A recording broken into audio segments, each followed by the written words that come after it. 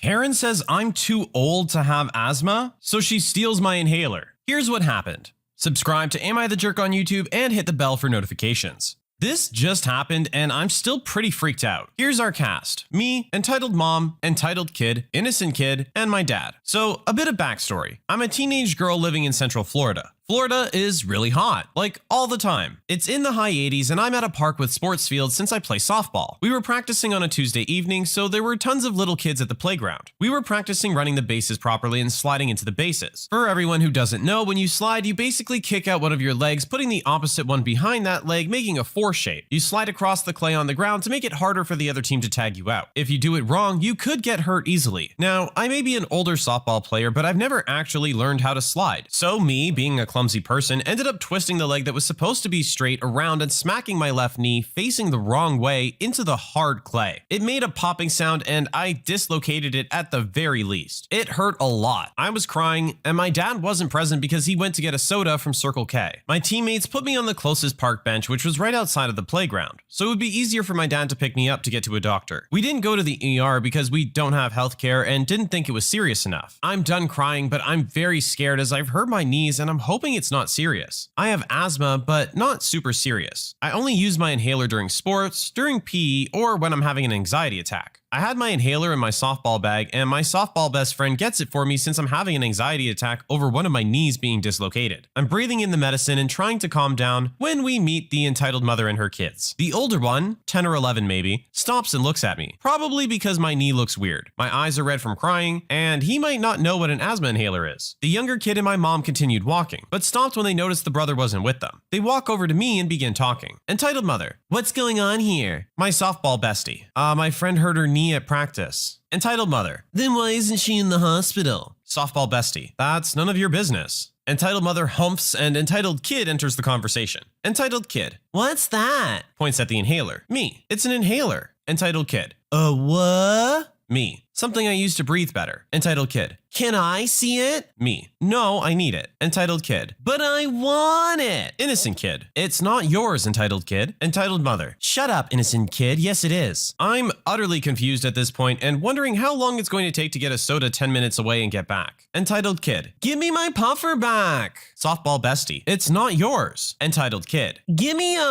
Entitled mother, kindly give my daughter her favorite toy back or I'll have to call the police. Softball bestie, you're crazy. Entitled mother, how rude. Teenagers have no respect for adults these days. Now, entitled mother grabs the inhaler from my hand. I'm shocked into the point of more tears. I start gasping for breath because I'm terrified she's gonna run off and I won't be able to breathe. Softball bestie, what the F do you think you're doing? Entitled mother, taking my daughter's toy back from annoying teenagers. At this point, my dad runs up. Come on, original poster. Softball bestie, Mr. My dad, this crazy B-word stole original poster's inhaler. My dad, please give it back. Entitled mother, it's not hers, it belongs to entitled kid. She's too old to have asthma anyway. Now, my dad is not a small guy. He's 6'6" and broad. He used to be an Air Force officer and looks pretty scary sometimes. My dad, you are one of the stupidest people I have ever met. Entitled mother, leave us alone. Your brat daughter and her friends stole my daughter's favorite toy. We should press charges. Innocent child, that's not true. You took it. It's not a toy. My dad, just give it back so we can go. Original poster's injured. Entitled mother, no she's not. She's just being dramatic. My dad, you B-word. Give it back now. Entitled mother, stop being racist and sexist. You men think you own everything. I'm white. Her family is white. How is that racist? Entitled mother and my dad start yelling and arguing and I'm gasping for breath still. I hadn't been paying attention to innocent child and I hadn't seen him for a while, but now stood in front of me. Innocent child, here you go. This little angel took my inhaler from his little sister and was handing it to me. I was so grateful. I hugged the kid after getting my breathing back to normal. Entitled mother, stop assaulting my son. I'm so sick of this lady that I just stare. Entitled kid is crying, entitled mother is furious, and innocent child just says, run. Softball bestie motions to my dad to pick me up and go, so that's what we do. Entitled child tries to hold back his mom, which surprisingly worked because this kid was pretty tall and his mom was pretty small. And my football coach came out to help him. We made it to the walk-in clinic and they popped my knee back in. Currently, we still don't know what's wrong with it and we're going for an MRI tomorrow.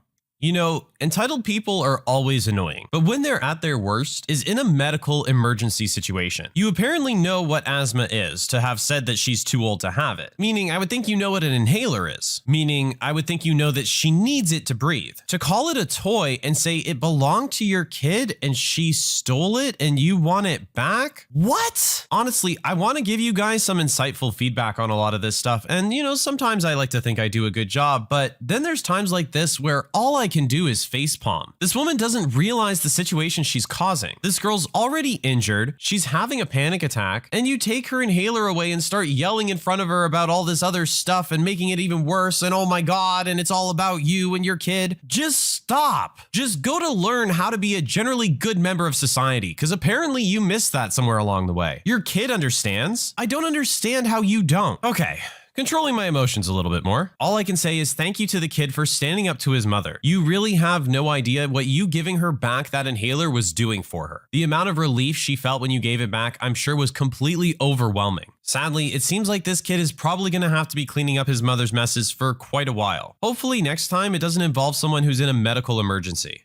My mom hit someone with her car and ran, and I really want to call the police. Mom was driving me to school this week. She was taking a turn and obviously wasn't looking because she took the turn wide and hit a kid from school who was riding to the bike tracks. He was in the other lane that goes the other way. Our car went over him and I heard him yell out. I don't know him, but he's in a different year than me. After that happened, my mom just kept driving. I told her we need to call the police or ambulance or something. My mom just kept saying that he swerved and hit her and that we don't call the police if we did nothing wrong. She just told me to keep quiet and knows I'll do the right thing. I saw a photo on Instagram of him in the hospital and he's all bruised and looks rough as heck. I've just been feeling really bad and it's like I can't eat and feel like I'm throwing up. It's like mom did something really wrong and it feels really bad to not say anything. I wasn't even allowed to tell dad about it, but him and mom are divorced and I'm not allowed to tell him a lot of things. If I tell someone, mom will probably get arrested and then it'll be my fault. I don't know and want to stop feeling so bad. Do I tell him my mom or not?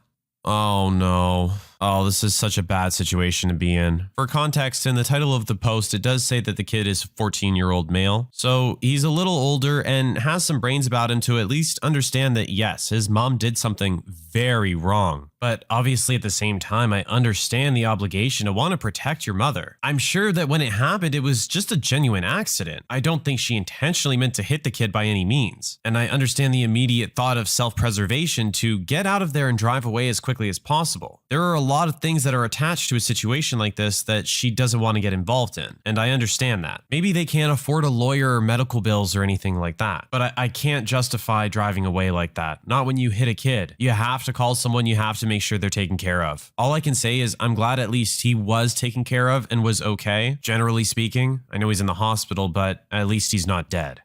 My sister-in-law's useless boyfriend thinks they should just get to stay with us for free. This is a story about my sister-in-law and her useless boyfriend. My sister-in-law is my wife's sister and is a terrific person. Useless husband is decidedly not. Here on Reddit, he's the gift that keeps on giving, like chlamydia. In April of 2020, having lost their jobs due to COVID, they moved in with us rent-free until they got back on their feet. We're happy to have sister-in-law. She's absolutely terrific, pitching in around the house, spending time with the family, and being my wife's best friend. This is decidedly not true of useless boyfriend. He locks himself in their room playing video games all day long. He complains about the food, only recently agreed to chip in for higher speed internet, which he kept demanding we pay for, and otherwise makes it clear how much of an imposition it is for him to live in our home rent-free. Sister-in-law was finally able to get a full-time job last month. Their finances are still a mess, but things are improving, and she said they'd move out in the spring. Honestly, we're all going to miss her. Useless boyfriend? The best I can say is I don't care if the door hits him on the way out or not, just as long as he's on the other side of it. Our oldest son is 23 and moved about 30 minutes away back in fall of 2019, so he could be close to his work. Thankfully, he's remained employed full-time despite COVID. In the fall of 2020, he renewed his lease for 1 year in a nice but small studio apartment. Recently, a fantastic job opportunity arose for our son. He's moving much further away, which is sad, but it's a great opportunity and we're happy for him. The largest problem for him is his lease, which still has 10 months to go. He spoke with his landlord, who's a good guy. The landlord said he'd be willing to let our son out of the lease ordinarily, but with COVID, he has several tenants who haven't paid rent for a while and he can't afford another apartment generating no income. He agreed that he would let our son out of the lease the moment he could rent the apartment to someone else. But the market has been really slow and he doesn't know how long that would take. I don't blame the landlord a bit, he's being fair. Looking to get out of the lease sooner, our son suggested sister-in-law and useless boyfriend move in. He would move out February 1st, but pay for February and March. They would pick up the rent in April. This would give them 2 more months to get their finances in order, and he'd only be out 2 months' rent. And as an added bonus, it's closer to sister-in-law's job and would cut 10 minutes off her daily commute. Everybody's happy, right? Everybody except useless boyfriend, that is. Looking at the apartment, he complained it was too small. He complained they'd have to pay for food and utilities. You know, the things he enjoys for free because my wife and I are paying now. He complained he'd have to set up his computer in the living room instead of the bedroom. Then he dropped this little nugget. With utilities, it's going to be higher. You should pay all our rent. We're doing you a favor. My son assumed he misheard him and restated his offer. He'd pay for February and March. They'd assume payments in April. Nope, not good enough. To useless boyfriend's way of thinking, our son should pay their rent for the remainder of the lease, 10 months, and let them live there rent-free. Sister-in-law was mortified at useless boyfriend for trying to take advantage of our son, her nephew, that way. After months and months of listening to him complain about his suffering while others paid for everything, she finally had enough. Useless boyfriend, I like this place, so I'm moving in, but you're not. When we get home, you're packing your stuff and I'm driving you to your mother's. No more free rides, we're done. Our son called with the happy news on multiple fronts while they drove home. Instead of 30 minutes, they took an hour to get home and we were a little concerned. We called and she confirmed everything was okay. So we assembled the moving boxes for him so he could start packing right away. Why postpone the party? He walked in the door to find everything he needed to pack up. Apparently on their ride back, useless boyfriend was whining and complaining about their breakup. They stopped to talk for a bit, at which point he said something, sister-in-law won't say what, that creeped her out. And she asked me to drive him to his mother's, which I was more than pleased to do. We drove about an hour to his mother's place without speaking. I helped him carry his stuff to the porch, and out of politeness, I extended him a hand and wished him luck. He stared at me and didn't say a word. There was no, thanks for letting me live with you for free for almost a year, or tell sister-in-law I'm sorry. He just stared, like the petulant child he is. Sister-in-law is doing really well. We're going to miss her moving away, and especially our son moving quite a distance away. But useless boyfriend, we'll miss him about as much as we will last week's recycling. At least the recycling can be turned into something useful. What a jerk, right?